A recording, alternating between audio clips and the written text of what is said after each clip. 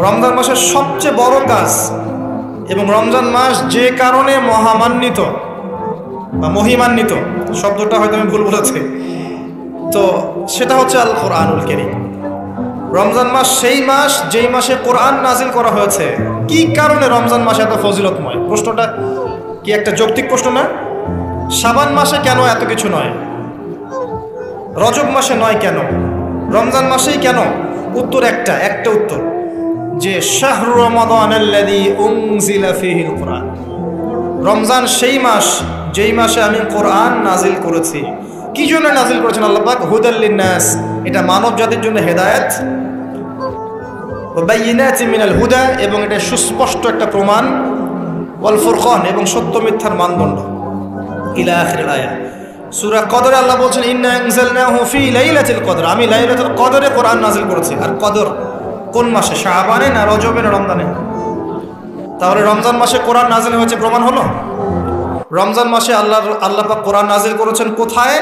এবার আপনাকে দেখাচ্ছি। এই যে আইয়ামে জাহেলিয়াতে। কোথায়?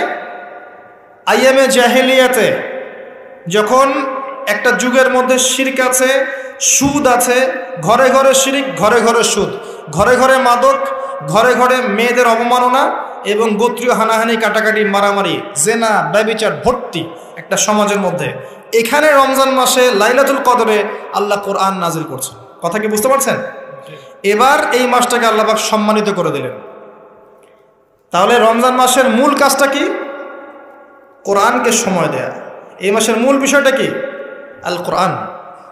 এখন আসেন, এই জাহেলি যুগে কোরআন নাজিল হলো মাত্র 23 বছর পর। কত বছর? মাত্র 23 বছর কোরআন অনুযায়ী চলার পরে দেখা গেল ওই জাহেলি যুগের মধ্যে কোনো শিরক নাই, ওই জাহেলি যুগের মধ্যে কোনো সুদ নাই, ওই জাহেলি যুগের মধ্যে কোনো নারীর অবমাননা নাই, ওই জাহেলি যুগের মধ্যে কোনো রকমের মাদক নাই, এই জাহেলি যুগের মধ্যে, ওই জাহেলি যুগের কোনো গোত্রীয় হানাহানি নাই, সবাই ভাই ভাই হয়ে গেছে। সুবহানাল্লাহ। কত বছর? 23 বছর। কিভাবে চলেছেন? এই আল্লাহর কিতাব আল কোরআনুল কারীম, এর শিক্ষা এবং এর ব্যাখ্যা সুন্নাহ, এটাকে ফলো করে চলা হয়েছে 23 বছর, মাত্র 23 বছর। এখন সেই আল্লাহ কি নাই? সেই নবী নাই? নবী জীবিত না থাকলেও তার সুন্নাহ নেই, এবং সেই কিতাব আমাদের মাঝখানে নাই? সবই আছে। যদি সেই আল্লাহ থাকেন, সেই নবীর সুন্নাহ থাকে এবং সেই কিতাব আমাদের মাঝে থাকে, তাহলে আমাদের জাহিলিয়াতগুলো দূর করা সম্ভব না? কি করবেন রমজান মাসে কোরআনকে? আপনি জেনেছেন রমাদান মাস কোরআনের মাস, এই মাসটাকে আপনি কিভাবে মূল্যায়ন করবেন? আমি কয়েকটা ক্লাসিফিকেশন বলছি, লিসেন, এই জায়গাটা একটু ভালো করে শোনেন। 1 নাম্বার, বিভিন্ন শ্রেণীর মানুষ থাকে। এক শ্রেণীর মানুষ আছে আমাদের সমাজে যারা আলিফ বা তাসা মোটেই জানে না। আছে? আছে? এমন অনেক মানুষ আছে, এদের সংখ্যা কিন্তু কম না, প্রচুর মানুষ যারা আলিফ বা তাসা উচ্চারণ করতে পারে, কোরআন বিশুদ্ধ করে একটা আলহামদুলিল্লাহ রাব্বিল আলামিন এটা পড়তে পারে না, বানান করে করে পড়তে পারে না। আছে না? এক কথায় বিশুদ্ধ তেলাওয়াত করতে পারে না, এমন মানুষের সংখ্যা কম না বেশি? প্রচুর। তাদের জন্য এই রমজানের টার্গেট হচ্ছে তাদেরকে এই রমজানের মধ্যেই কোরআন তেলাওয়াত করা শিখতে হবে। এতটুকু পারবেন? পারবেন না? ভয় পাচ্ছেন?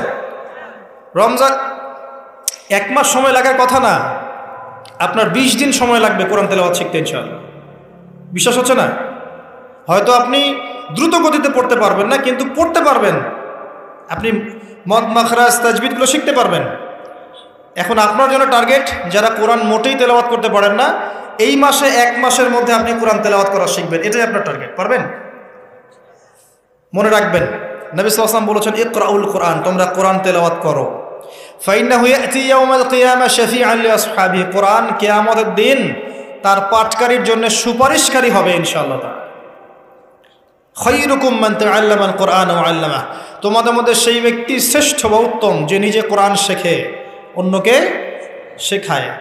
আরও হাদিস এসেছে, নবী সাল্লাল্লাহু আলাইহি ওয়াসাল্লাম বলেছেন আল্লাযী ইয়াকরাউল কোরআন ওয়া হুয়া মাহিরুম বিহ, যে ব্যক্তি কোরআন তেলাওয়াত করে এবং তার উপরও দক্ষ হয়, মা'আস সাফারাতিল কিরামিল বাররা, সেই ব্যক্তি সম্মানিত ফেরেশতাদের সাথে হাসর করবে ইনশাআল্লাহ।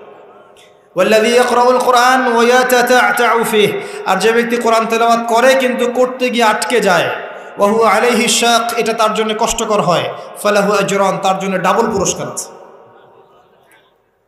একটা হাদিসে, তিরমিজির হাদিসে নবীজি বলেছেন যে মান ক্বারা হারফাম মিন কিতাবিল্লাহি ফালাহু হাসানা, যে ব্যক্তি একটা হরফ পড়বে আল্লাহর কিতাবের, আলিফ লাম মিম, লা আকুলু আলিফ লাম মিম হারফুন, নবীজি বলছেন আমি বলছি না যে আলিফ লাম মিম তিনটা মিলে একটা হরফ, বাল আলিফুন হরফ, লামুন হরফ, মিমুন হরফ, আলিফ একটা হরফ, লাম একটা হরফ, মিম একটা হরফ, প্রত্যেকটা হরফে তার 10টা করে নেকি হবে ইনশাআল্লাহ।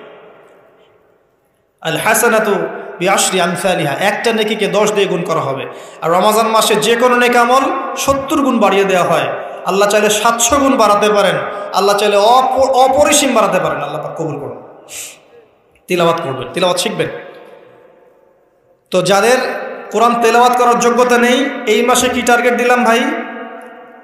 এই মাসে আপনি ন্যূনতম টার্গেট জাস্ট কোরআন তেলাওয়াত শিখবেন, পারবেন ইনশাআল্লাহ? অনেকের মধ্যে কনফিউশন আছে না, আমারটা হচ্ছে কি হচ্ছে না, আছে না, সঠিক হচ্ছে কি হচ্ছে না। আপনিও এই টার্গেটে থাকেন, আপনি এই মাসে কোরআন আবার তেলাওয়াত করা শিখবেন। কিভাবে শিখবেন? মাদ্রাসায় কোর্স করানো হবে, আপনি মাদ্রাসায় যাবেন। অনলাইনে যদি কোর্স করায় কেউ, অনলাইনে কোর্স করবেন, অথবা বাসায় একটা আরবি শিক্ষক নেবেন, অথবা মসজিদ ভিত্তিক এই মাসব্যাপী কোরআন শিক্ষার কার্যক্রম চালু করবেন। করা যাবে ইনশাআল্লাহ। এটা উচিত রাষ্ট্র থেকে চালু করে দেয়া মাসব্যাপী কোরআন শিক্ষার কার্যক্রম। এটা করতে পারলে সবচেয়ে ভালো হতো। এই দেশ থেকে যত মহামারীর ভাইরাস সব চলে যেত। বিশ্বাস করেন না? কোরআনের বরকতে সব বিপদ আপদ কেটে যেতে পারে।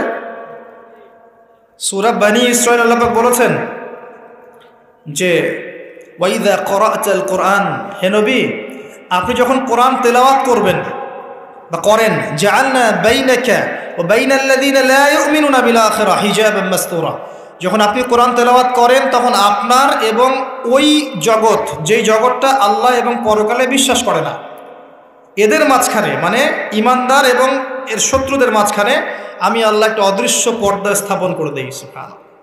ওই দিক থেকে কোনো ক্ষতি আপনাকে স্পর্শ করতে পারবে না। যাই হোক, এটা আপনাদের টার্গেট। 2 নাম্বার, দ্বিতীয় শ্রেণীর মানুষ যারা কোরআন মাশাআল্লাহ তেলাওয়াত করতে জানেন এবং আপনার কনফিডেন্স আছে। এখানে একটা কথা বলতে ভুলে গিয়েছিলাম যে আপনাকে শয়তান 3 ভাবে বিভ্রান্ত করতে পারে। একটা হচ্ছে শয়তান কিন্তু আপনাকে বোঝাতে পারে যে আপনি অনেক জানেন, আপনার জানার দরকার নাই। এটা শয়তান আপনাকে বোঝাতে পারে। 2 নাম্বার বোঝাতে পারে যে আপনার দ্বারা হবে না, আপনি পারবেন না। আমার কথাটা মনে রাখেন। 3 নাম্বার বোঝাতে পারে যে আমার অনেক সময় পড়ে আছে, পরে শিখে নেবে, এত তাড়াহুড়োর কি আছে। এই 3টা অস্ত্র শয়তানের বড় বড়। আরেকটা অস্ত্র আছে 4 নাম্বার, সেটা হলো শিখতে গিয়ে দেখবেন শয়তান ওয়াসওয়াসা দিবে, এই টিচার ভালো না, ওস্তাদ ভালো না। এটা একটা ওয়াসওয়াসা। উস্তাদের হাতে নিজেকে ছেড়ে দিতে হবে, তারপরে সে বুঝবে আপনাকে কোন পথে নিয়ে যেতে হবে। নবী মূসা আলাইহিস সালাম যখন এসেছিলেন খিদর আলাইহিস সালামের কাছে, হাল আত্তাবিউকা আন তুআল্লিমানি মিম্মা উল্লিমতা রুশদা, তিনি এসে বলেছেন, হে খিদর আমি কি আপনার সাথে থাকতে পারি এই শর্তে যে আল্লাহ আপনাকে যে জ্ঞান শিখিয়েছেন আমাকে শেখাবেন? তখন খিদর আলাইহিস সালাম বলছেন, ইন্নাকা লান তাসতাতিআ মা'ইয়া সাবরা, তুমি তো আমার সাথে ধৈর্য ধরতে পারবে না। ধৈর্য ধরে ওস্তাদের কাছে সুপর্দ করতে হয়, তারপরে জ্ঞান পাওয়া যাবে ইনশাআল্লাহ। এত অস্থির হলে হবে না। 2 নম্বর শ্রেণী যারা পড়তে পারেন তাদের জন্য নসিহত হচ্ছে, এই রমজান মাসে আপনার টার্গেট এই কিতাব আপনি একবার খতম করবেন, একবার অনলি। পারবেন? অনলি একবার। প্রত্যেক দিন আপনি 1 পারা করে পড়বেন, প্রত্যেক দিন 1 পারা, 30 দিন 30 পারা। সম্ভব? খুব কঠিন? পারা যাবে না ইনশাআল্লাহ। আল্লাহ পাক তৌফিক দান করুন। আবারও বলছি, কোরআন তেলাওয়াত করলে আপনি প্রত্যেক হরফে 10 নেকি পাবেন। আপনি এই কোরআন আপনার পক্ষে সুপারিশ করবে, আপনি সম্মানিত ফেরেশতার সাথে হাসর করবেন। ইন্নাল্লাহা ইয়ারফাউ বিহাযাল কিতাবি আকওয়ামান ওয়া ইয়াদাউ বিহিল আখারিন, বহু সম্প্রদায়কে আল্লাহ পাক এই কোরআনের মাধ্যমে সম্মানিত করেন, অনেককে অপদস্থ করেন। হাফেজে কোরআনদেরকে বলা হবে, ইকরা ওয়ারতাক, তোমরা পড়ে উঠতে থাকো। ফাইন্না মানজিলাতাক, তোমার আসন হবে, মঞ্জিল হবে, ইলা আখিরি আয়াতিন তাকরাউহা, তুমি যেখানে তেলাওয়াত করা থামবে সেখানে জান্নাতে ওই উচ্চ আসনে তোমাকে বসানো হবে।